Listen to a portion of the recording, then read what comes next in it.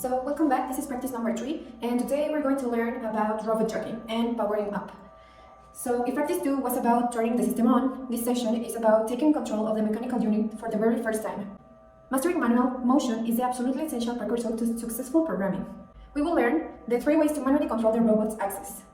So the first thing is to turn on our teach pendant. We're going to move it in joint. If we want to choose another one, we will do it on this chord button. But for this first exercise, we're going to do it for joint. Okay, joint. Joint moves each individual axis from J1 to J6 independently. The path is unpredictable, but movement is measured in degrees. This is the safest mode for isolated movement.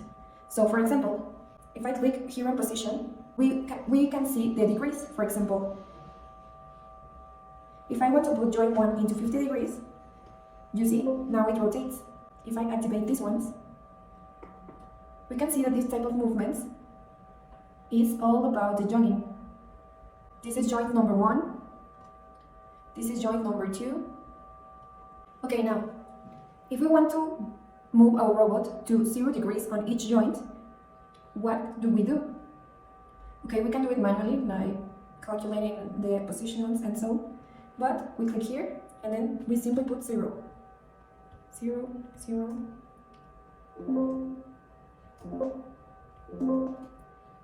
Let's see it from a side view. And now our robot is at 0 degrees on each joint. Here you can see the position but in world mode. So let's go straight to the world mode. If we want to change it, we just press chord and now it's on world. As you see, this axis changed, right? Let's see it again. That's on tool, that's on user, and that's on joint. But let's keep it in world. So the world moves the tool center point linearly along the defined calculation axis, X, Y, and Z. The robot automatically coordinates multiple axes to maintain the straight line path. So let's start moving to see how it works.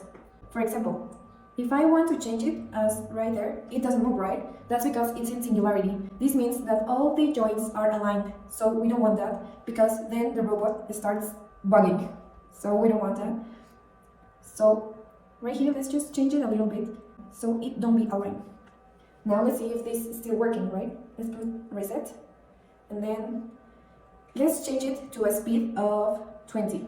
Okay, now let's go to the x-axis. Let's remember the right hand rule. In the right hand rule, the index finger is the x-axis, the middle finger is the y-axis, and the thumb is the z-axis. So if we have our robot right here, that will be our index goes in this direction, the thumb in this direction, and y goes in this direction. So let's see if this works. Okay, as you can see, it moved only on x direction. Let's change it to okay, and then y.